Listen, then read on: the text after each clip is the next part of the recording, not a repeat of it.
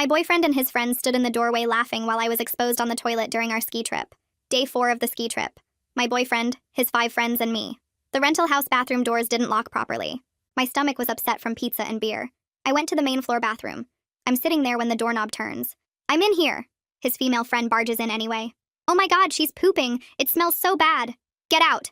Instead, she throws the door wide open. 3 guys are standing in the hallway. I'm completely exposed, pants down, on the toilet. "Shut the door." They just stood there laughing, pointing, making jokes about the smell. My boyfriend comes over. I think he's going to help. Instead, he walks into the bathroom. Holy shit, it really does stink. Then leaves. Doesn't shut the door. Doesn't stop them. Just makes it worse. I'm sitting there, completely vulnerable, while they're all in the doorway laughing. I start crying, screaming for them to leave. Finally, after what felt like hours, they shut the door. When I came out, all 6 started howling with laughter again. My boyfriend was laughing the hardest. I looked him in the eyes, tears streaming. He kept laughing. I packed everything, changed my flight, booked an airport hotel. When I came down with my bags, they laughed again until my boyfriend noticed. "Where the fuck are you going?" "Airport. It was just a joke. Lighten up. You're overreacting." Not one apology. He was angry I was leaving, not sorry for what he'd done. I spent the night crying in a hotel. Flew home next morning. His texts started apologetic. "Baby, I'm sorry, we were drunk." Then angry. "You ruined the trip." Then accusatory. "You can't take a joke." Everyone says I overreacted. Boys will be boys. Harmless prank. But I keep replaying it. The vulnerability. Being exposed. My boyfriend choosing to mock me instead of protect me. Drunk actions reflect sober thoughts, right? The girl who opened the door posted on Instagram, "Some people can't handle fun drama queens." My boyfriend liked it. I packed his things. He could find them outside. I was done being the punchline. But then I got curious. Checked his Instagram. He'd posted stories from after I left. They'd gone to a bar. Met some girls. In one video, he's doing shots with a blonde. Caption, "Finally having fun without the buzzkill." Next story, him and the blonde kissing. His friend filming, laughing. "Upgrade," someone shouts. I screenshot everything. Then I noticed something else. The girl who opened the bathroom door, Anna, she'd posted a story earlier that day, before the bathroom incident. A mirror selfie in my boyfriend's shirt, the one I'd bought him for Christmas. Caption, "Comfy morning. Morning, before everyone else was awake." I scrolled back through her posts. There were signs everywhere. Inside jokes with my boyfriend. Them sitting together in every group photo. Her wearing his hoodie 2 months ago with heart emojis. My phone rings. It's Tom, one of the guys from the trip. The quiet one who hadn't laughed as much. "Hey, I need to tell you something." "What?" "The bathroom thing. It wasn't random. Anna planned it." "What do you mean?" "She knew you were in there. We all heard you say you were going to the bathroom. She waited, then barged in on purpose." "Why?" "Because she's been sleeping with your boyfriend since October. This whole trip was about them. You were just in the way." My stomach dropped. "They've been hooking up every night after you go to bed. That's why he didn't stop us from laughing. He wanted you to leave." "You all knew?" "We found out this trip. He told us to be cool about it. The bathroom thing was Anna's idea to make you leave early so they could be together openly. And you all just went along with it? I'm sorry. I should have said something. But there's more." "More?" "Anna's pregnant. Found the test in their bathroom trash. That's why your boyfriend was so desperate for you to leave. They're planning to tell everyone once you're officially broken up." I hang up. Can't breathe. My phone buzzes. Text from my boyfriend. "Just landed. Where are my things? We need to talk." Another text. "Anna told me you know. It's better this way." Another. "At least now you don't have to pretend you didn't see this coming." I didn't see it coming. Not any of it. Another text, this time from Anna. "Thanks for leaving early. Made everything easier. BTW, I'm keeping the ski house rental deposit since you broke the agreement by leaving. Consider it payment for your drama." The rental was in my name. I paid the deposit. My phone rings. It's my boyfriend. They're both outside. I stand at my apartment window watching them both get out of his car, and my hands are shaking so hard I have to grip the windowsill. Anna's standing close to him, her hand on her stomach in a way that makes the pregnancy impossible to ignore. My phone buzzes with another text from him demanding I let him in, but I'm not opening that door. I can see his mouth moving as he looks up at my window, probably yelling something, but I can't hear him through the glass. Anna's touching his arm, leaning into him like they're a couple, like she has every right to be there. Another text pops up, this one from Anna saying she just wants to talk like adults. I delete it without responding. My hands won't stop shaking. I grab my phone and call Cassie, my best friend from college who lives 20 minutes away. She answers on the second ring and I can barely get the words out. Within 20 minutes of my frantic call, Cassie's car pulls into the parking lot, and the relief of having someone on my side makes me start crying again. She gets out and walks right past them without even looking, her face set in this determined expression I've only seen a few times. She comes straight to my door and I let her in, and she immediately goes to the window.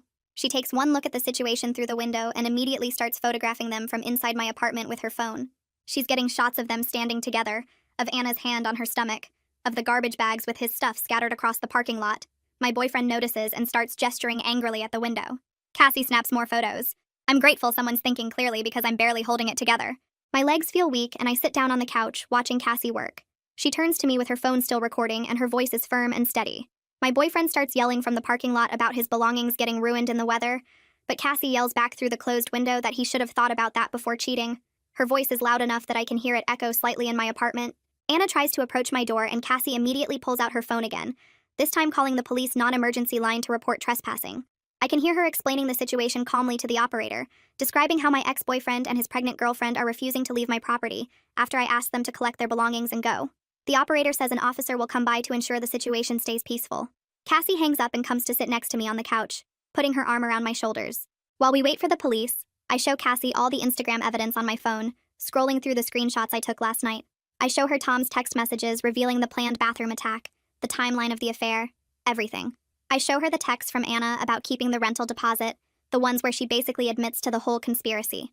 Cassie's face goes from shock to rage as she processes everything, her jaw getting tighter with each new piece of evidence. She takes my phone and starts scrolling herself, zooming in on photos, reading every caption. When she gets to the part about Anna wearing his Christmas shirt, she actually gasps. When she reads Tom's messages about the pregnancy and the planned humiliation, her hands start shaking. She looks at me with this expression of pure anger and disbelief. She's already Googling tenant rights lawyers on her phone with her other hand, her fingers moving fast across the screen. She pulls up 3 different law firm websites and starts reading reviews out loud. She's making notes in her phone about which ones specialize in rental disputes and theft. Every few seconds, she glances out the window to make sure they're still out there, still waiting. My phone keeps buzzing with more texts from him, getting angrier each time. Cassie grabs it and puts it on silent, setting it face down on the coffee table. She tells me I don't need to read any more of his manipulation right now. She's right. The police officer arrives about 15 minutes later, and I can see his patrol car pull up through the window. He's a tall guy, maybe in his 40s, with a calm, professional manner. He gets out and immediately approaches my ex-boyfriend and Anna in the parking lot. I can see them talking, my ex gesturing wildly with his hands, probably trying to charm his way out of trouble. The officer listens for a minute, then walks up to my door. Cassie answers when he knocks and explains that since it's my apartment and his belongings are outside, I have every right to refuse him entry. The officer nods and asks to speak with me. I come to the door but stay inside, and he's very polite and professional. He asks if those are my ex-boyfriend's belongings outside, and if I want him to leave the property. I say yes to both. My boyfriend tries to interrupt from the parking lot, calling me dramatic and unstable, saying I'm having some kind of breakdown. The officer holds up his hand to silence him and turns back to me, asking if I feel safe. I tell him about the bathroom incident, about the affair, about the threatening texts. The officer's expression changes, becoming more serious. He tells my ex-boyfriend to collect his things and leave the property within 10 minutes or face trespassing charges. His voice is firm and leaves no room for argument. My ex starts to protest, but the officer cuts him off, explaining that this is private property and I have the right to refuse him access. Anna starts crying right on cue, her hand going to her stomach again in that obvious way. She's claiming she feels faint from the pregnancy, swaying a little like she might fall over. She's trying to manipulate sympathy from the officer, doing this whole damsel in distress routine. The officer asks if she needs medical attention and she says no, just needs to sit down. Cassie loudly mentions from my doorway that Anna was healthy enough to plan a bathroom humiliation attack 4 days ago, her voice carrying across the parking lot. She describes the incident in detail, how Anna deliberately barged in on me, how she threw the door open to expose me to everyone. The officer's expression shifts again, and he looks at Anna with less sympathy now. He tells them both they have 10 minutes to collect the belongings and vacate the property, and he'll wait right here to ensure compliance. Anna's tears dry up pretty quickly after that. She shoots Cassie a look of pure hatred. My ex is staring up at my window with this mix of anger and disbelief on his face, like he can't understand why I'm not backing down. The officer crosses his arms and stands next to his patrol car, making it clear he's not going anywhere. My ex starts grabbing garbage bags roughly, shoving them into his car trunk with angry movements.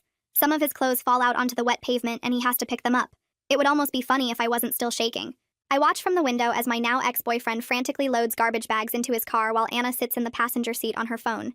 He keeps looking up at my window with this expression that's half pleading, half angry, like he's trying to figure out if I'm really going through with this. One bag rips and his stuff spills across the parking lot. He has to chase down a shirt that starts blowing away in the wind. He's getting wet from the light rain that started a few minutes ago. Anna's not helping at all, just sitting there scrolling on her phone, occasionally taking selfies. The officer stands there watching the whole thing with his arms crossed, making sure they actually leave. It takes my ex 3 trips to get everything into his car. Some of the bags won't fit in the trunk, so he has to shove them in the back seat. Cassie stands next to me and squeezes my hand, reminding me I'm doing the right thing by protecting myself. She tells me I'm being strong, that I'm not letting them walk all over me anymore. I can see my ex slamming his trunk closed, then getting in the driver's seat. Anna's still on her phone. They sit there for a minute and the officer walks over to the car window. I can see him pointing toward the exit. Finally, the car starts, and they drive away. The officer watches until they're completely gone from the parking lot. After they leave, the officer comes back to my door and gives me his card. He suggests I document everything in case I need a restraining order later, especially if the harassment continues. He mentions the bathroom incident could potentially be investigated as assault or sexual harassment if I want to pursue charges, since it was a deliberate act meant to humiliate and expose me without consent. The words assault and sexual harassment make it feel more real somehow, more serious than just a mean prank. He says I should keep all the text messages, screenshots, and any other evidence. He tells me to call immediately if either of them comes back to the property. I'm overwhelmed, but I take his card and thank him, knowing I need time to process what legal options I actually want to pursue. Cassie thanks him too and walks him out. When she comes back inside, she locks the door behind her and turns to me. She says we need to make copies of everything, back it all up, make sure we have evidence they can't delete or deny. She's already thinking 3 steps ahead while I'm still trying to process what just happened. She goes to my kitchen and makes us both tea, moving around like she owns the place, which is exactly what I need right now. Someone taking charge because I can't.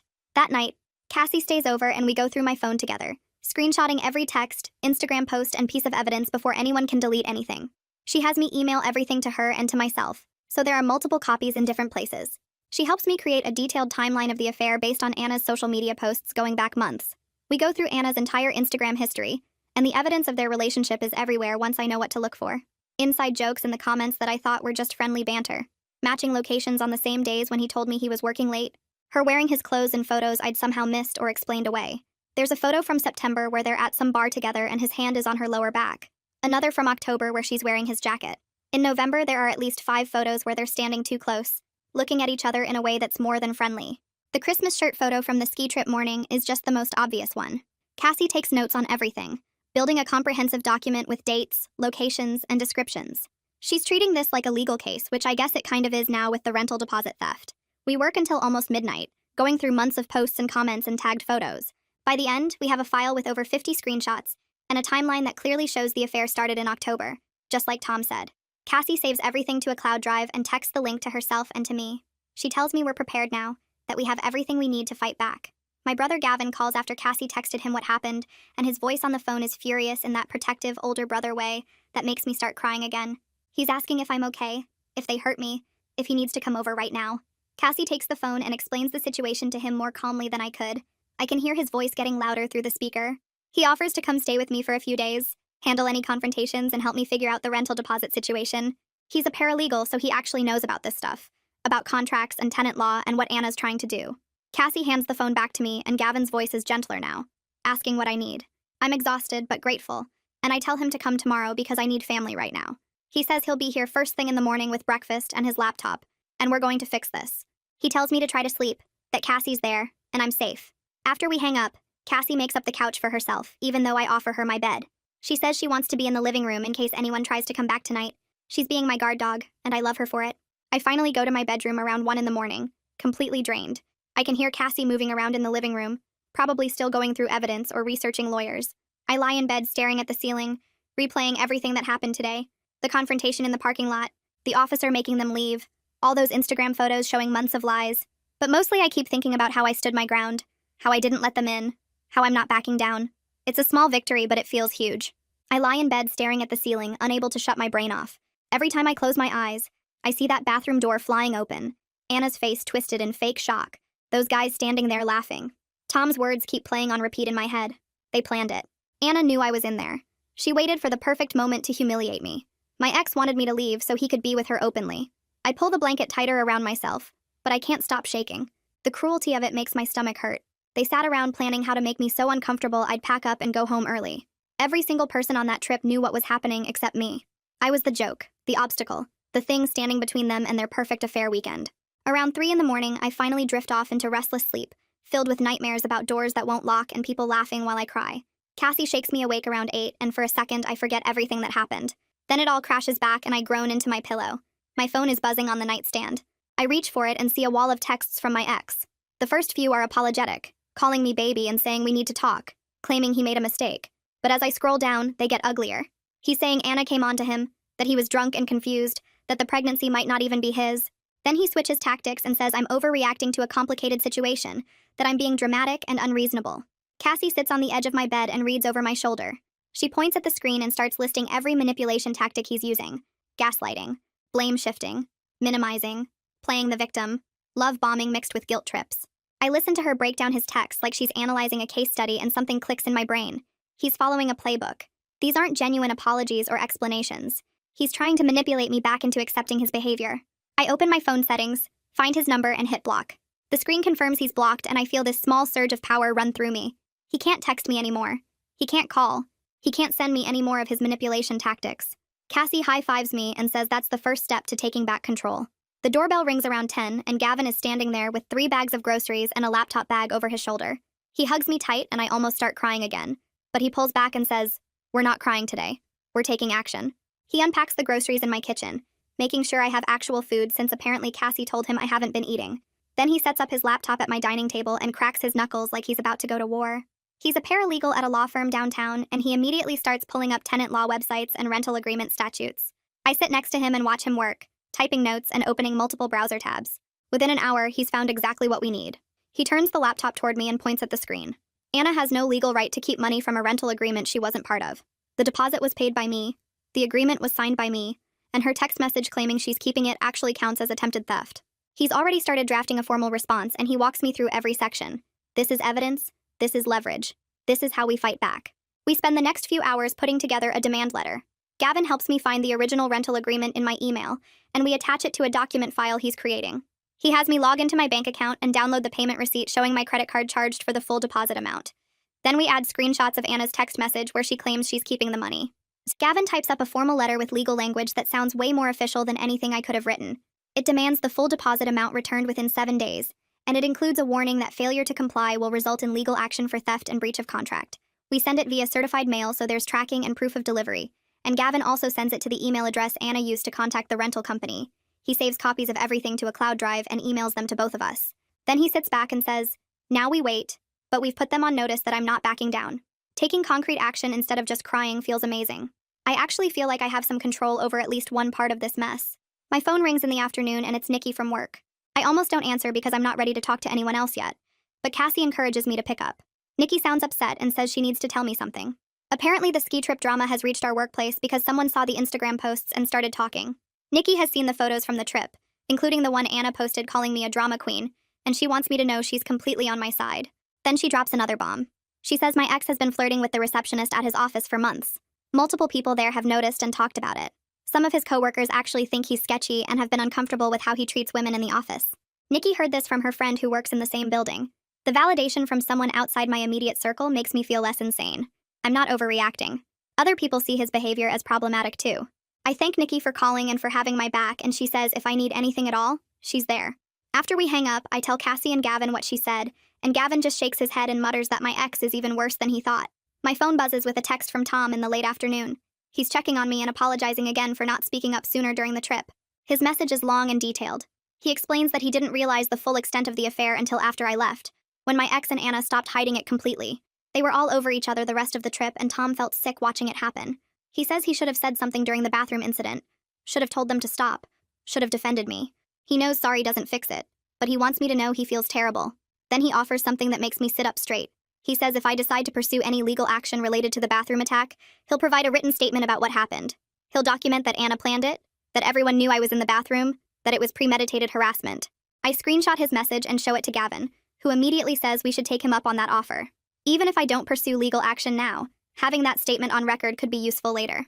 I text Tom back thanking him and telling him I'll let him know if I need the statement. Then I save his offer in a note on my phone for future reference. I decide to call the ski resort rental company directly to get documentation of the deposit payment. I find the confirmation email with the property manager's phone number and dial before I can overthink it. A man answers and introduces himself as Mitchell Ferrari. I explain the situation as calmly as I can, telling him about the rental in my name, the deposit I paid, and Anna's attempt to claim she's keeping it. Mitchell is surprisingly sympathetic and immediately says he'll help. He puts me on hold for a few minutes, then comes back and says he's emailing me copies of all the receipts showing my credit card payment for the deposit. Then he mentions something that makes my jaw drop. Anna actually called him yesterday trying to get the deposit transferred to her name. She claimed I abandoned the rental early and she took over responsibility for it. Mitchell refused because she wasn't on the original rental agreement and had no legal right to make changes. He told her the deposit would be returned to the credit card on file, which is mine, according to the standard refund policy. He sounds genuinely annoyed that she tried to pull that, and he assures me he'll document her attempt to fraudulently claim my money. I thank him repeatedly and hang up feeling even more validated. Anna isn't just trying to steal from me in private. She's actively calling businesses and attempting fraud. My phone rings from a number I don't recognize and I answer without thinking. A woman's voice asks if this is me and I say yes before I realize it's my ex's mother. She's crying so hard I can barely understand her at first. She apologizes over and over, saying she had no idea her son was capable of this kind of betrayal. She saw the Instagram posts from mutual friends and confronted him about everything. He admitted the affair, admitted the bathroom incident was planned, admitted he wanted me to leave early. She sounds absolutely devastated. She tells me she's ashamed of him, that she didn't raise him to treat people this way, that she can't believe he did this to me. She says she always hoped I'd be her daughter-in-law someday, and now she's heartbroken that her son destroyed that possibility. She understands if I never want to speak to their family again, but she needed me to know she's horrified by his actions. Before she hangs up, she mentions that Anna's family doesn't know about the pregnancy yet. When they find out about the affair and the baby, there's going to be massive fallout. Her voice cracks when she says she's so sorry, and then the line goes quiet. The conversation with his mother breaks something open inside me that I've been holding back. I start crying harder than I have since the bathroom incident itself. Cassie wraps her arms around me while Gavin awkwardly pats my shoulder. His mother's words keep echoing in my head. She deserved so much better. She always hoped I'd be her daughter-in-law. She's devastated by what he did. Hearing his own mother validate my pain and condemn his actions makes it feel more real somehow. I'm not crazy. I'm not overreacting. Even his mother thinks what he did was unforgivable. I cry into Cassie's shoulder for a long time, letting out all the hurt and humiliation and betrayal I've been carrying. When I finally calm down enough to breathe normally, Cassie suggests something I've been avoiding. She thinks I should see a therapist to process the trauma. I immediately resist because admitting I need therapy feels like admitting how much this damaged me. But that night, after Cassie and Gavin both leave, I try to use my own bathroom and have a full panic attack. The humiliation floods back so intensely I can't breathe. I'm sitting on my bathroom floor hyperventilating and I realize Cassie was right. I can't handle this alone. I need professional help. I pull out my phone and search for therapists who take my insurance. I find one with good reviews and an opening tomorrow afternoon. I book an emergency appointment before I can talk myself out of it. Then I text Cassie that she was right and I'm seeing someone tomorrow. She responds immediately with a heart emoji and says she's proud of me for taking that step. The therapist's office is in a quiet building downtown, and I sit in the waiting room trying not to have a panic attack about being here. A woman in her 50s opens the door and introduces herself. Her voice calm and steady in a way that makes me feel like maybe I can actually do this. We sit in her office and she asks me to tell her what happened, and I start talking about the ski trip, about the bathroom, about finding out everything was planned. She listens without interrupting, taking notes occasionally, and when I finish, she looks at me with this expression that's both sad and angry on my behalf. She uses words I haven't heard before to describe what happened to me. She calls it a coordinated attack, emotional abuse, conspiracy to cause distress. She explains that what they did wasn't just mean or thoughtless, but deliberately designed to humiliate and harm me. She tells me my trauma response is completely normal, that anyone would be struggling after experiencing that level of violation and betrayal. She validates every feeling I've had, every moment I thought I was overreacting or being too sensitive. By the end of the session, I'm crying again, but it's different this time. It's relief.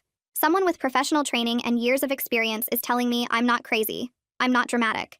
I'm responding exactly how a healthy person should respond to abuse. I leave her office feeling lighter than I have in days, like someone finally understands the full weight of what was done to me. 4 days pass and I'm starting to feel like maybe I can breathe again when Gavin calls me at work. Anna's lawyer sent a response to our demand letter, and Gavin's laughing so hard he can barely get the words out. The lawyer claims I abandoned the rental property, and therefore forfeited any right to the deposit. Gavin reads me sections of the letter, pointing out all the legal mistakes and weak arguments. He responds immediately with our evidence. The rental agreement in my name, my payment receipts, Mitchell's statement about Anna trying to fraudulently transfer the deposit, text messages proving I left because of harassment. He ends his response with a reminder that attempting to keep someone else's money is theft, and theft is a criminal matter, not just civil. Within 2 hours, the lawyer sends another email, and this time the tone is completely different.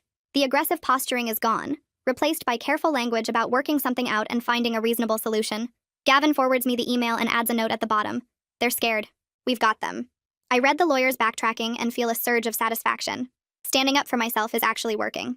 That night, I'm scrolling through my phone when a message request pops up from an account I don't recognize. I open it and immediately know it's my ex from the writing style and the things he references. He's created a fake account to get around my blocks. The message starts sweet, telling me he misses me and made a terrible mistake. I block the account and 3 more pop up over the next hour. The messages get angrier with each new account. One claims I'm ruining his life by turning people against him, as if he wasn't the one who publicly humiliated me and posted videos of himself kissing another woman. Another threatens to sue me for defamation because I told people what he did. I screenshot every single message, every fake account name, every threat and manipulation attempt. My evidence file is getting huge, folder after folder of his harassment and Anna's theft attempt and the Instagram posts and Tom's statement. I save everything to 3 different places because Gavin told me to always have backups. Each new fake account he creates just adds more proof of his harassment. He's making this easier for me without even realizing it. The next morning, Nikki calls me before I even get to the office. She sounds excited in that way people get when they have really good gossip. My ex got called into HR at his workplace yesterday. Someone, she doesn't know who, reported his Instagram posts from the ski trip as creating a hostile work environment. Several of his coworkers apparently found his behavior toward me disturbing enough to file formal complaints. She tells me he's facing a review and possible disciplinary action. The company takes harassment seriously, even if it happened outside of work, because it reflects on their values and culture. I sit in my car in the parking lot processing this information. I didn't report him to his job. I didn't contact his employer. Other people saw what he did and were bothered enough by it to take action on their own. The consequences are starting to happen without me having to force them. People are holding him accountable just by seeing his own posts, his own words, his own actions. Nikki asks if I'm okay, and I realize I'm smiling. I tell her I'm better than okay. Tom emails me that afternoon with an attachment. He's written out a detailed statement about the bathroom incident, including dates, times, and specific details about what happened. But the attachment also includes screenshots from the group text chat, messages I never saw before. Anna explicitly planning to catch me on the toilet. Her writing out the plan to make it so awkward I would leave. Other people in the chat responding with laughing emojis and suggestions. The premeditation is right there in writing, impossible to deny. Tom's statement explains he feels guilty for not stopping it, that he should have spoken up when he knew what Anna was planning. He offers to testify if I decide to take legal action, to provide any additional information I need, to help make things right however he can. I forward everything to Gavin and he responds within minutes. This is gold. This proves everything. We have them completely. I save the screenshots and statement in my evidence file, which now contains enough proof to bury both of them if I need to. 2 days later, Anna's lawyer sends a settlement offer. They'll return the full deposit plus $500 if I sign an agreement saying I won't discuss the affair or bathroom incident publicly. Gavin calls me immediately after reading it. He explains this proves they're terrified of legal exposure. The offer of extra money, the demand for silence, the quick turnaround, it all shows they know they're in serious trouble. We draft a counteroffer together. Full deposit, $2,000 for emotional distress, and absolutely no agreement to stay quiet. What they did is a matter of public record now through all the social media posts and witness statements. They can't force me into silence. Gavin sends the counteroffer and tells me to expect them to come back with something in the middle. The power has shifted. They're desperate and we're in control. For the first time since the ski trip, I feel like I'm the one calling the shots. They humiliated me, but now they're the ones scrambling to contain the damage. The next afternoon, Gavin's phone rings and he steps into another room to take the call. When he comes back, he looks surprised. That was my ex's father. He called to apologize for his son's behavior and offer to personally make sure the deposit gets returned. Gavin says the man sounded genuinely ashamed, his voice breaking when he talked about how disappointed he is in his son. He mentioned that my ex has been cut off financially until he grows up and faces consequences for his actions. The family is fracturing over this. His parents are taking my side against their own son. I have complicated feelings about this. Relief that someone from his family sees how wrong he was. Validation that even his own father thinks his behavior was unacceptable. But also sadness that it came to this. That a family is breaking apart because their son chose cruelty and betrayal. Gavin asks if I want him to accept the father's offer, but I tell him no. We're going through the lawyer and getting everything in writing. I appreciate the gesture, but I need legal protection, not just promises. My second therapy appointment arrives and I'm less nervous this time. The therapist wants to focus specifically on the bathroom humiliation and my physical response to it.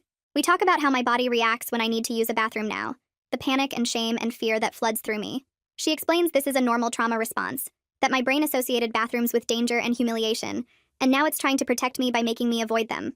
She teaches me grounding techniques, ways to calm my nervous system when the panic starts. We start working on gradual exposure therapy, small steps to help me reclaim my sense of safety. It's hard work, harder than I expected. Talking about the specific details of that moment makes me feel exposed all over again. But I'm determined not to let them steal this from me. I won't let them make me afraid in my own home, afraid of basic human needs. The therapist gives me homework, exercises to practice, ways to slowly rebuild my comfort. I leave exhausted but committed to doing the work. That weekend, mutual friends start texting me about massive drama in Anna's family. Her parents found out about the pregnancy and the affair. According to the messages I'm getting, there was a huge family meeting that turned into a screaming match. Anna's father apparently drove to my ex's apartment afterward and confronted him. Neighbors called the police for a noise disturbance. Anna's mother has been frantically calling people trying to do damage control, but the story is already everywhere. Too many people know. Too many screenshots exist. Too much evidence is out there. The social consequences are rolling out exactly like they should. Anna's family is furious she destroyed someone else's relationship and got pregnant with a man who was cheating on his partner. My ex's family is ashamed of him. Their friend group has split apart. Everyone who thought this would just blow over is realizing it won't. Actions have consequences, and theirs are getting bigger every day. Anna's lawyer emails again on Monday morning. The settlement offer has changed. Full deposit plus $1,500, and they're dropping the demand for silence. Gavin forwards me the email with a note saying we're close to getting everything we asked for. They're caving. They know they can't win if this goes to court. All the evidence, all the witnesses, all the documentation of their planned harassment and attempted theft. They're desperate to settle before it gets worse. I'm learning something important through all of this. Standing firm actually works when you have truth and evidence on your side. Not backing down, not accepting their version of events, not letting them minimize what they did. Every time I held my ground, they lost more leverage. Every time I refused to be quiet or go away, they got more desperate. The power I thought they took from me on that ski trip, I'm taking it back piece by piece. Monday morning arrives and I walk back into my office building after taking a few days off. My manager approved the time without asking many questions, which I was grateful for. The elevator ride up feels longer than usual, and my hands shake a little as I walk through the main doors. My desk looks exactly the same as I left it, but everything feels different now. Within an hour of sitting down, 3 different coworkers stop by my cubicle. Sarah from accounting brings me a coffee and squeezes my shoulder without saying much. Marcus from IT drops off a card signed by half the department with messages like, "Thinking of you," and "We've got your back." I didn't realize anyone knew what happened, but apparently word travels fast. During lunch, Jennifer from HR pulls me into a conference room and tells me she heard about the situation through mutual connections on social media. She shares her own story about an ex who humiliated her at a party years ago, and how it took months to feel normal again. 2 other women join us, and suddenly I'm sitting with 4 coworkers who all have their own betrayal stories. They're not pitying me or treating me like I'm broken. They're just showing me I'm not alone in this. My boss calls me into her office at the end of the day, and I brace myself for bad news. Instead, she tells me the company has resources available if I need them. Therapy coverage, flexible work hours, time off for legal appointments, whatever I need to handle this situation. She mentions that several people reached out to her expressing concern, and the company wants to support me through this. The solidarity catches me off guard. I expected to come back to work and pretend everything was fine, to hide what happened and push through. Instead, people are acknowledging it, supporting me, treating the situation as serious as it feels. The isolation I'd been carrying starts to crack a little. I'm not facing this alone. Tuesday afternoon, I'm walking to my car in the parking lot when I see him. My ex is leaning against his car 3 spaces down from mine, arms crossed, waiting. My stomach drops and I freeze for a second before pulling out my phone. He starts walking toward me and I hold up my hand to stop him. Security. I mouth the word while dialing the front desk. He keeps coming anyway, talking about how we need to discuss things like adults, how I'm being unreasonable. The security guard arrives within 2 minutes, an older guy named Frank who I've chatted with in the elevator before. He positions himself between me and my ex, asking if there's a problem. My ex tries to play it off like he's just talking to his girlfriend, but I correct him immediately. Ex-boyfriend. Not welcome here. Trespassing. Frank radios for backup and another guard arrives. They inform my ex that he needs to leave the property immediately, or they'll call the police. He starts arguing, raising his voice about how dramatic I'm being, how he just wants to talk. Frank doesn't budge. He escorts my ex to his car and watches him drive away, then walks me to my vehicle to make sure I get out safely. The next morning, my boss helps me file paperwork for a workplace restraining order. We document the parking lot incident, include screenshots of his harassing texts, and submit everything to building security and HR. Within 48 hours, my ex receives a formal trespass warning by certified mail. If he comes back to the property, he'll be arrested. The legal boundaries are getting stronger and clearer. Every barrier we put up makes me feel a little safer, a little more protected from his attempts to control the narrative or force contact. 2 weeks after the ski trip, Gavin forwards me an email from Anna's lawyer. They're agreeing to our full settlement terms. Deposit plus $2,000, no non-disclosure agreement, and a written apology acknowledging the bathroom incident was planned harassment. I read it 3 times to make sure I'm understanding correctly. They caved completely. The check arrives via certified mail 3 days later, along with a typed letter on Anna's lawyer's letterhead. The apology is brief, but clear. Anna acknowledges she planned the bathroom incident with the intent to humiliate and cause emotional distress. She admits the timing was deliberate and the goal was to drive me away from the ski trip. She takes responsibility for her actions and apologizes for the harm caused. It's not warm or emotional, clearly written by her lawyer, but it's there in black and white. Proof that what happened wasn't in my head, wasn't an overreaction, wasn't just a joke gone wrong. Gavin comes over that evening with a cheap frame from the dollar store. He puts the apology letter in it and presents it to me like a trophy. Your prize for standing up for yourself, he says with a grin. It's ridiculous and kind of tacky, and it makes me laugh for the first time in weeks. Real laughter, not the bitter kind. I hang it in my closet where only I can see it, a private reminder that I fought back and won. Tom texts me later that week with an update about the friend group from the ski trip. Everything fell apart after I left, he tells me. 3 of the guys who laughed during the bathroom incident have completely distanced themselves from my ex. They found out about the affair, about how the whole thing was planned, and they felt used, manipulated into participating in something cruel without understanding the full context. Tom forwards me screenshots of their group chat where they're arguing about what happened. One guy, Jake, keeps saying he feels sick about the whole thing. Another, Chris, admits he wouldn't have gone along with it if he'd known the truth. The third, Devin, says my ex lied to all of them and he's done with the friendship. Over the next few days, I receive awkward apology texts from all 3. Short messages acknowledging they were wrong, they shouldn't have laughed, they feel terrible about their part in humiliating me. I don't respond to any of them yet. I'm not ready to engage, not sure if I ever will be. But knowing they recognize what happened was wrong provides some validation. The friend group that seemed so united in mocking me has fractured completely. My ex is losing his social circle piece by piece, and I didn't have to do anything to make it happen. The truth did the work for me. Nikki calls me during my lunch break with news that makes my jaw drop. My ex got fired from his job. The HR investigation into his social media conduct concluded, and the decision was termination. But it wasn't just about the ski trip posts. During the investigation, multiple female coworkers came forward with complaints about his behavior. Inappropriate comments, unwanted flirting, making women uncomfortable in meetings.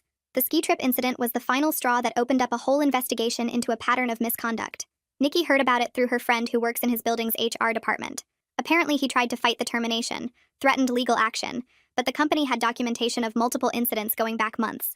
His social media posts about me were just the most public evidence of his disrespect toward women. By evening, he's posting vague status updates on Instagram about cancel culture and false accusations. Everyone who knows the real story can see right through it. He's trying to play the victim, but the comments on his posts tell a different story. People are calling him out, sharing their own experiences with his behavior, refusing to let him rewrite what happened. His consequences are mounting, and I didn't engineer any of them. I didn't call his workplace or contact his employer. I just stood my ground, kept my evidence, and let the truth speak for itself. Sometimes justice happens naturally when you refuse to stay quiet.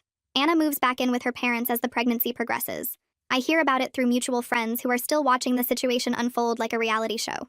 Her relationship with my ex has become increasingly volatile, according to the reports filtering back to me.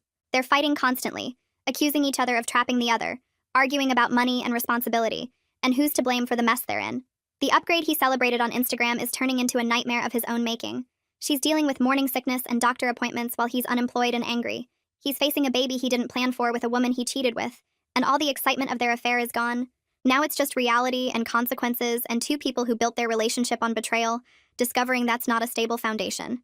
I feel a strange mix of vindication and pity watching their situation implode from a distance. Part of me wants to feel satisfied that they're suffering, that karma is working exactly as it should, but another part of me just feels sad about the whole mess. A baby is coming into a situation filled with resentment and instability. 2 families are dealing with shame and disappointment. Multiple friendships have been destroyed. The damage spreads wider than just me, touching everyone connected to what they did. My 3rd therapy session brings a breakthrough I wasn't expecting. The therapist asks me to talk about the bathroom incident again, but this time focusing on what it meant beyond just the embarrassment. We dig into how it connected to deeper issues of violation and powerlessness. Being exposed in the most vulnerable moment, having people I trusted witness it and mock it, feeling like I had no control over my own body or privacy. She helps me see that my healing isn't about getting revenge on them or making them suffer. It's about reclaiming my sense of safety and agency that they tried to take from me. We work on separating my worth from his betrayal. His actions don't define my value. His choice to humiliate me says everything about his character, and nothing about mine. She gives me exercises to practice, ways to remind myself that I'm not the person on that toilet anymore. I'm the person who stood up, who fought back, who refused to accept their version of events. Small moments start happening where I feel like myself again, laughing at something genuinely funny, enjoying my coffee in the morning, going through a whole hour without thinking about what happened. The progress is slow but real. I'm healing in pieces, reclaiming my life bit by bit. 3 weeks after everything started, Cassie and Gavin take me out to dinner at a restaurant downtown. We're sitting in a booth eating appetizers when I realize I'm actually enjoying myself. Not forcing it, not pretending, but genuinely having a good time. We're laughing about something completely unrelated to the drama. Gavin is telling a story about a disaster at his office, and Cassie is adding commentary, and I'm laughing so hard my stomach hurts. The lightness feels unfamiliar after weeks of heaviness. Cassie notices it too and points it out. "You're healing," she says, reaching across the table to squeeze my hand. "Joy is coming back. You should celebrate that progress." It feels fragile but real, like I'm building something new from the wreckage of what was destroyed. The ski trip and the betrayal will always be part of my story, but they're not the whole story anymore. I'm writing new chapters now, ones where I'm stronger and smarter and surrounded by people who actually care about me. The trauma is still there, but it's losing its grip. I'm remembering who I was before all this happened, and I'm becoming someone even better. A handwritten letter arrives in my mailbox later that week. The return address shows it's from my ex's mother. Inside is 3 pages of careful handwriting and a check for $500. She writes that she's been thinking about me constantly since we last spoke. She's ashamed she raised a son capable of such cruelty, and she hopes I can find peace. The check is for my therapy costs, she explains. She knows money can't fix what happened, but she wants to contribute to my healing in some tangible way. She hopes I'll accept it as support rather than charity. The letter makes me cry, but not in a bad way. Her accountability and genuine remorse touch something in me that's been raw and angry. She didn't have to reach out again. She didn't have to acknowledge the ongoing damage her son caused. But she did, and it matters. I decide to keep the money for therapy. Not because I need it financially, but because accepting it feels like accepting support from someone who genuinely cares about making things right. It feels like building bridges instead of burning them, like choosing grace over bitterness. I finally respond to Tom's messages after weeks of silence. Thank you for being the one person who chose honesty over loyalty to my ex, I write. Your truth-telling made all the difference. We agree to meet for coffee at a place near my apartment. He shows up looking nervous, fidgeting with his cup while we make small talk. Then he apologizes in person, explaining everything. He's been examining his own complicity in toxic friend group dynamics, he says. Realizing how often he stayed silent when he should have spoken up, how he prioritized keeping the peace over doing what was right. The bathroom incident was a turning point for him. Watching everyone laugh while I cried made him see how cruel silence can be. His genuine remorse and growth impressed me. He's not making excuses or minimizing what happened. He's taking real responsibility for his part in it, even though his part was mostly inaction. I tell him I forgive him and I mean it. Forgiveness feels good when it's offered to someone who earned it through real change and accountability. We talk for over an hour about everything that's happened since the ski trip. He shares updates about the friend group falling apart, about my ex's spiral, about Anna's situation. It feels good to have an honest conversation with someone who was there, who understands the full context. Tom isn't asking for anything from me. He's just offering truth and support and genuine friendship. That's worth something. I scroll through Anna's Instagram on a random Tuesday afternoon, the way you check the weather or your bank balance. Just information. No emotional charge anymore. Her latest post shows her lying in bed with her feet propped up on pillows. Caption about unexpected pregnancy complications and bed rest. The comments are all supportive messages from her family and friends. My ex isn't tagged. He's not in any of the photos her mom has been posting either, the ones showing Anna's sisters bringing her meals and keeping her company. I zoom in on one picture and notice the empty spot on her nightstand where a framed photo used to sit. Their relationship is falling apart in real time, and I feel nothing but distance from it. They're dealing with a baby neither of them planned for, families who are disappointed in both of them, and a foundation built entirely on lies and betrayal. It's not my circus anymore. Not my monkeys. I close Instagram and get back to work without a second thought. My therapist suggests I try dating again. Just casual coffee dates to practice opening up to new people. The idea makes my stomach twist. Trusting someone new with even basic information about myself feels impossible after everything. But she reminds me that staying closed off forever isn't healing. It's just hiding. So I download a dating app and immediately want to delete it. The profiles all blur together. Generic photos and boring bios. But then I see someone who lists teaching as his job and mentions loving hiking and reading. His name is Brayden. His smile looks genuine in his photos, not practiced or fake. I swipe right before I can overthink it. We match within an hour. His first message is simple and kind, asking about my favorite book. We text back and forth for 3 days before he suggests meeting for coffee. I almost say no, almost make an excuse about being busy. But I think about what my therapist said about staying open, and I agree to meet him Saturday morning at a cafe near my apartment. The days leading up to it I consider canceling probably 50 times. What if he's awful? What if I have a panic attack? What if I'm not ready? But Saturday morning comes and I put on jeans and a sweater and walk to the cafe anyway. He's already there when I arrive, sitting at a corner table with 2 coffees.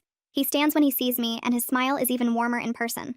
We shake hands and sit down, and I'm surprised by how easy the conversation flows.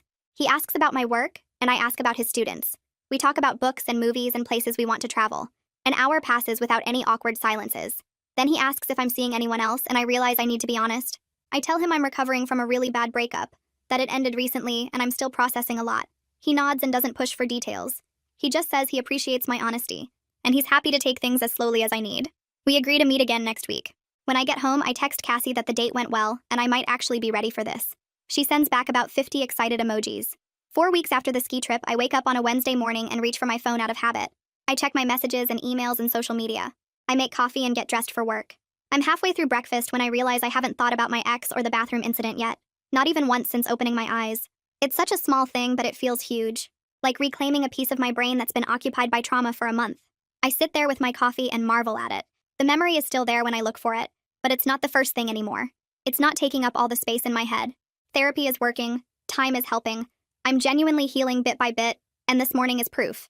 I finished my breakfast feeling lighter than I have in weeks. Gavin calls me at work one afternoon and tells me my ex sent a long email to my personal account. Gavin has access to it because we set up forwarding for anything from my ex after the fake social media accounts started. He asks if I want him to read it to me or forward it. I pause and think about it. A month ago, I would have needed to read every word, to know exactly what he was saying.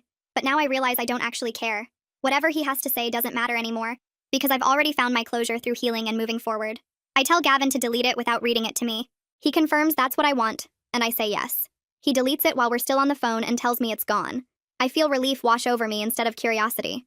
My ex's words don't have power over me anymore. I thank Gavin and get back to work feeling free. Anna's baby shower photos pop up on my Instagram feed through a mutual friend who attended. I almost scroll past, but something makes me stop and look. The decorations are blue and white, all very traditional and sweet. Anna's sitting in a chair surrounded by presents, her belly huge now, her face tired but smiling. Her mother and sisters are in most of the photos, her friends from college. But my ex isn't in a single one. Not one picture. The comments mention how lovely everything was, but nobody asks where the father is. Her family has iced him out completely based on what I'm seeing. She's facing single motherhood with only her parents' support. I feel something complicated looking at these photos. She planned the bathroom attack. She humiliated me on purpose. She's been sleeping with my boyfriend for months, but she's also trapped now in consequences of her own choices. A baby she probably didn't want with a man who won't step up. A family that's disappointed. A future that looks nothing like what she imagined. I don't celebrate her suffering, but I don't feel sorry for her either. People face accountability for their actions, and this is hers. I close Instagram and realize I'm learning something important. Forgiveness doesn't mean forgetting or excusing. It just means letting go of the anger so it doesn't poison me. Braden and I have been on 5 dates over 3 weeks when I decide to tell him the full story of what happened on the ski trip. We're having dinner at a quiet restaurant and he asks about my previous relationship. I take a deep breath and tell him everything. The bathroom incident. The humiliation. The affair. The pregnancy. The betrayal by multiple people I trusted. He listens without interrupting, his face serious but not judgmental. When I finish, he's quiet for a moment. Then he reaches across the table and takes my hand and says something that shifts my entire perspective. He tells me the fact that I'm still open to trusting people after that shows incredible strength. I hadn't thought of my healing as strength before. I'd been thinking of it as just survival, just getting through each day. But he's right. Choosing to stay open despite betrayal is brave. Choosing to try again with someone new takes courage. I squeeze his hand and thank him for seeing it that way. We finish dinner and walk around the neighborhood talking about lighter things. When he drops me off at my apartment, he kisses me goodnight for the first time. It's gentle and respectful, and I don't feel scared at all. My boss calls me into her office on a Friday afternoon, and I spend the walk there wondering if I'm in trouble. But when I sit down, she's smiling. She tells me I'm being promoted to senior analyst with a significant raise. I'm shocked and ask why. She explains that my work on recent projects has been exceptional, and my resilience during a difficult personal time impressed leadership. They noticed I kept showing up and delivering quality work even when I was clearly going through something hard.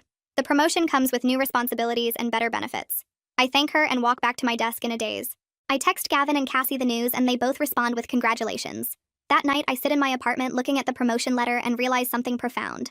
I'm building a life that's better than what I had before. The betrayal destroyed one chapter, but it opened space for a better one. Better job, better relationship with Braden, better understanding of myself. I wouldn't have chosen this path, but I'm grateful for where it's leading. 2 months after the ski trip, I attend a friend's birthday party at a bar downtown. I'm standing by the drinks table when I see him. One of the guys who laughed during the bathroom incident. He's across the room talking to someone, but then he sees me and his face changes. He looks uncomfortable and guilty. Part of me wants to leave, but I'm not running anymore. I stay where I am. He finishes his conversation and walks over to me. He apologizes immediately, stumbling over his words. He tells me he's been in therapy working on why he participated in cruelty that night. He admits he was a coward who went along with the group instead of doing what was right. His apology sounds genuine. I can see the shame in his face. I tell him I appreciate his accountability and I forgive him. He looks relieved and thanks me. We talk for a few more minutes about how he's been working on himself. Then he excuses himself and I watch him leave. Cassie comes up behind me and asks if I'm okay. I tell her I am. Forgiveness is more for me than for them. Carrying anger hurts me more than it hurts the people who wronged me. Letting it go feels like setting down something heavy I've been carrying too long. Anna gives birth to a boy according to the announcement that appears on social media. The post is from her mother, showing a tiny baby wrapped in a blue blanket. The caption mentions Anna and the baby are both healthy and resting. It conspicuously doesn't mention my ex as the father. Doesn't mention him at all. Mutual friends start texting me about drama they've heard regarding paternity and whether he'll be involved. Apparently there's a whole mess unfolding about his rights and responsibilities. I read the messages and feel completely disconnected from their chaos. It's not my story anymore. My story is about healing and growth and building something new with Braden. Their drama is background noise that doesn't touch me. I mute the group chat and go back to planning my weekend. Cassie and I take a weekend trip together to a mountain resort 2 hours away. We deliberately choose a mountain location to reclaim that kind of experience with positive memories. The drive up is beautiful, and we blast music the whole way. We check into a cabin that's cozy and warm with a fireplace and big windows overlooking the slopes. Saturday morning, we go skiing, and I'm nervous at first, worried the mountains will trigger memories of the ski trip. But Cassie stays close, and we take it slow. By the afternoon, I'm laughing and racing her down easier runs. We have dinner at the resort restaurant and drink wine by the fireplace. Sunday, we ski again and explore the village shops. I don't have a single panic attack the entire weekend. No flashbacks, no tears, just fun and friendship and joy. On the drive home, Cassie tells me she's proud of how far I've come. I tell her I couldn't have done it without her support. She waves that off, but I mean it. Having people who show up matters more than anything. I'm taking back what they tried to ruin, and it feels like a victory lap. The mountains are mine again, not tainted by their cruelty. I'm reclaiming every piece of my life they tried to steal. Braden and I are sitting on his couch watching a movie when he pauses it and turns to face me. His expression is serious but warm. He takes my hand and tells me he's falling for me. The words hang in the air between us, and I wait for the panic to hit. I wait for my brain to start listing all the reasons this is dangerous. But instead, I feel this calm certainty settling into my chest. I realize I'm falling for him too. He's been patient with my anxiety about bathrooms and crowds. He's never once made me feel stupid for my trauma responses. He doesn't push when I need space, and he shows up when I need support. We talk for hours about what taking our relationship to the next level means. He asks what I need to feel safe, and I tell him honestly. He listens to every word and promises to respect my boundaries. My capacity for trust wasn't broken forever. It just needed time and the right person to heal with. Braden is that person. Tom texts me a few days later with news about my ex. His Instagram account went completely dark after months of bitter posts about being misunderstood and victimized. Tom heard through mutual friends that my ex moved to another state for a fresh start. He's running from the reputation he built here. People know what he did, and they don't want to be associated with him anymore. Anna is raising the baby with her parents helping full-time. She blocked everyone connected to the ski trip on social media. Tom says she's isolated herself completely from the friend group. Their story is ending in loneliness and regret, while mine is opening into connection and happiness. I feel oddly detached from this information. They're just people I used to know who made terrible choices. Their consequences belong to them now. I walk into my therapist's office for what turns out to be a milestone session. She reviews my progress over the past 3 months and suggests we move to monthly maintenance sessions instead of weekly. My trauma responses have gotten so much better. I can use public bathrooms without having panic attacks. I sleep through the night without nightmares about being exposed and humiliated. I've rebuilt my sense of safety in my own body and in my daily life. The work was incredibly hard. There were sessions where I cried for the entire hour. There were weeks where I felt like I was moving backwards instead of forward, but it paid off in reclaiming my peace. My therapist tells me she's proud of how committed I've been to healing. I leave her office feeling lighter than I have in months. Gavin comes over for dinner at my apartment, and we talk about everything that's happened since the ski trip. He tells me he's proud of how I handled the whole situation. I pursued justice without becoming consumed by revenge. I healed without rushing the process. I stayed open to love despite being betrayed in the worst way. His words make my eyes fill with tears. I tell him I'm proud of myself too. I could have let this destroy me. I could have become bitter and closed off to any future relationships. But instead, I let the experience refine me into someone stronger and wiser. Gavin raises his glass and toasts to my resilience. We spend the rest of the evening laughing and talking about happier things. Having my brother's support through all of this meant everything. 6 months after the ski trip, I'm sitting with Braden looking at vacation destinations on my laptop.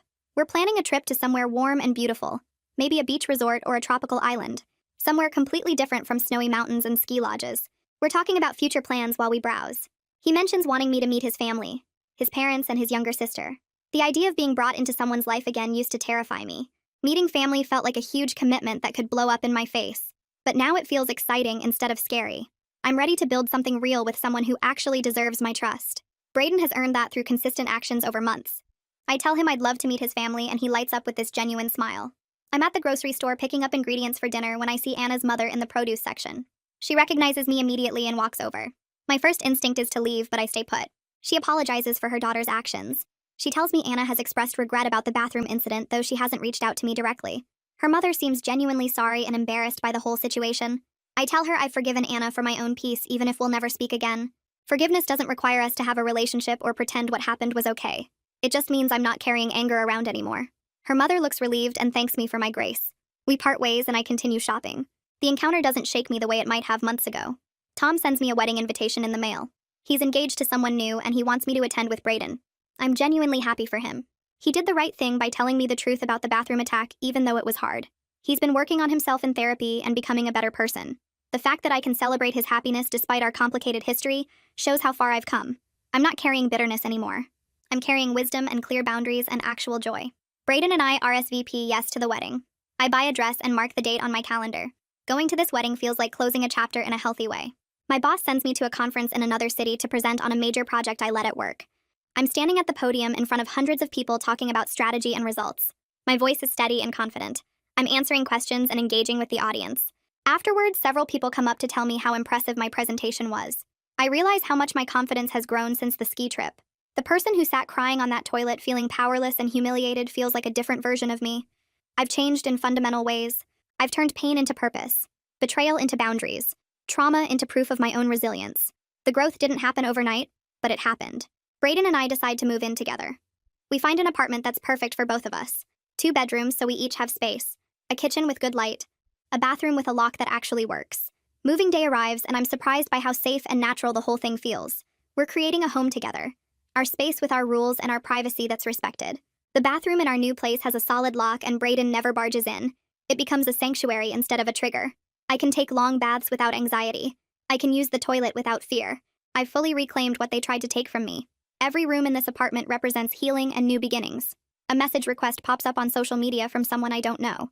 A woman named Sarah who experienced something similar to my bathroom incident. She found my story through mutual friends and wants advice on healing from public humiliation and betrayal.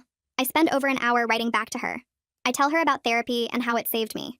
About setting boundaries with people who minimized what happened. About giving herself time to heal without rushing. About building a support system of people who actually show up. About refusing to let cruelty define her capacity for joy in the future. I share resources and encouragement. Helping someone else process their trauma gives my own experience meaning beyond just my personal healing. Maybe something good can come from what happened to me if it helps other people survive their own nightmares. I wake up on a random Tuesday and realize the bathroom incident didn't cross my mind yesterday. Or the day before that. The whole ski trip feels like something that happened to a different version of me. Not the person I am now. My therapist mentioned this would happen eventually. Called it integration or something like that. The trauma is still part of my story, but it doesn't control my thoughts anymore. I can go hours without remembering. Sometimes entire days. That feels like the biggest victory of all. Bigger than the settlement money or the apologies. I'm free from it living in my head constantly. Cassie comes over for dinner at the apartment Brayden and I share. She's looking around at our space, the photos on the walls, the comfortable furniture we picked out together. She tells me she's never seen me this happy. Not just happy in moments, but genuinely content with my whole life. She points out that if my ex hadn't betrayed me, I'd still be with someone who didn't value me. I'd be stuck in a relationship that was rotting from the inside while I had no idea. The worst thing that ever happened to me led directly to the best things in my life. She's not saying the pain didn't matter, or that I should be grateful for trauma. She's just acknowledging that I grew from it, that I built something better from the wreckage. I realize she's right. The life I have now with Brayden is so much healthier than what I had before. Tom's wedding invitation arrives in the mail a few weeks later. He's marrying someone new and he wants both me and Brayden to attend. I RSVP yes without hesitation. The wedding is at a nice venue with beautiful decorations. Several people from the ski trip are there, which makes things slightly awkward at first. But mostly it's fine. I'm gracious when I see them, friendly even. They seem relieved that I'm not carrying visible wounds anymore, that I'm not making things uncomfortable by being bitter or angry. One of the guys who laughed during the bathroom incident pulls me aside near the bar. He tells me that seeing me happy and thriving made him realize the real impact of what they did that night. He's been working on himself, trying to be a better person. I thank him for his growth and I mean it. Watching people learn from their mistakes actually feels good. A letter arrives for me through Tom about a month after his wedding. It's from Anna. My hands shake a little when I open it because I'm not sure what to expect. She apologizes for the bathroom incident and acknowledges it was cruel and planned ahead of time. She doesn't make excuses or try to justify what she did. She's not asking for forgiveness or trying to restart a friendship. She's just taking accountability for her actions. I read the letter once, let it sit with me for a few minutes, then file it away in a drawer. Her apology doesn't change my healing process, because I've already done that work without needing her validation. But it does confirm what I already knew deep down. What happened was wrong and even she knows it now. Brayden plans a weekend trip to the mountains a few months later. We're hiking up to this beautiful overlook when he stops and gets down on one knee. My heart starts racing, but in a good way, an excited way. He tells me he wants to spend his life with someone who's as strong and genuine as I am. He pulls out a ring and asks me to marry him. I say yes immediately without even thinking about it.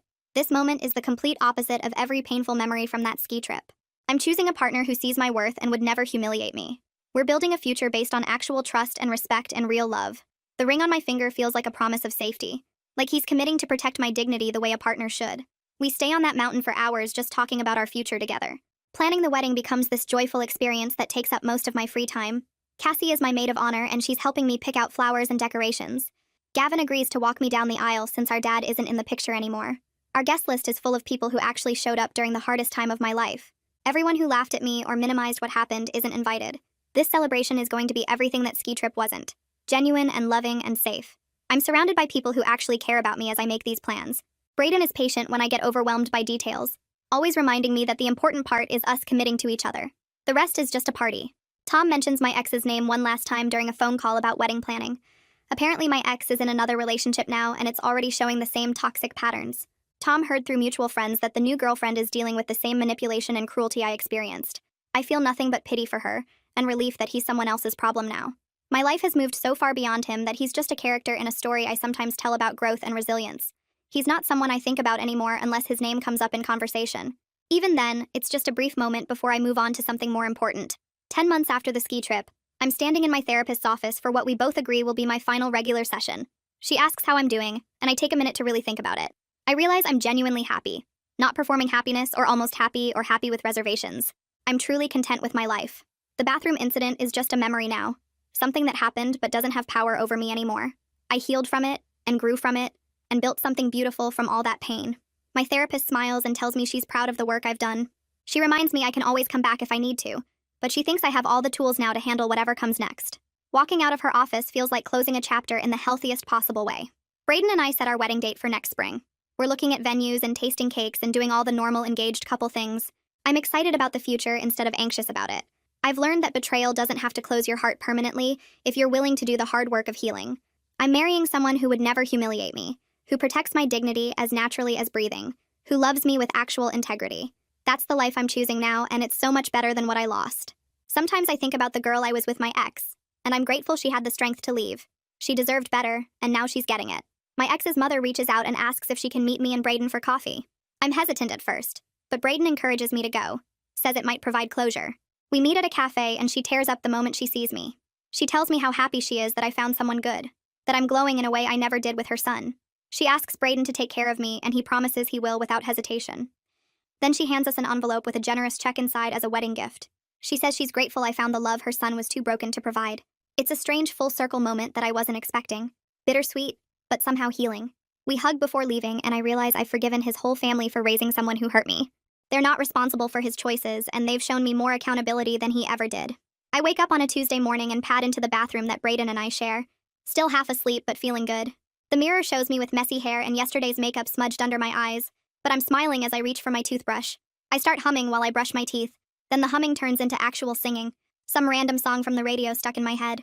I'm doing a little dance while I wash my face, swaying my hips and feeling completely comfortable in this space. It hits me suddenly that I'm singing in a bathroom. The same kind of room where the worst thing that ever happened to me took place and I'm not even thinking about it. This bathroom isn't a trigger anymore. It's just where I get ready in the morning, where I'm safe with someone who loves me. I catch my own eye in the mirror and realize this is what victory looks like. Not some dramatic moment of revenge or justice. Just me being happy and free in a space that used to make me panic. The bathroom at the ski house tried to break me, but here I am months later singing off key while I put on moisturizer, completely reclaimed and whole. Later that week, I'm sitting at our kitchen table with wedding magazines spread everywhere, sticky notes marking pages of dresses and flowers and venues. Brayden's at work and I have the afternoon off, so I'm deep into planning mode, making lists and checking prices and feeling excited about our future. But then I pause with my pen hovering over a checklist, and I think about that girl who was crying on the toilet at the ski house, humiliated and exposed and broken. I want to reach back through time and tell her that everything's going to be okay, that this awful moment is going to lead somewhere beautiful. I want her to know she's going to leave that bathroom and that boyfriend and that whole toxic situation, and she's going to build something so much better. She's going to be happy and successful and loved by someone who actually deserves her. She's going to wake up singing in bathrooms without even thinking about what happened. The worst moment of my life turned into the catalyst for becoming the best version of myself, and I'm grateful for the strength I found when I needed it most. I'm grateful I left. Grateful I fought for the deposit. Grateful I went to therapy. Grateful I stayed open to love even after betrayal. That girl crying on the toilet couldn't see any of this coming, but I wish I could tell her she's going to be free.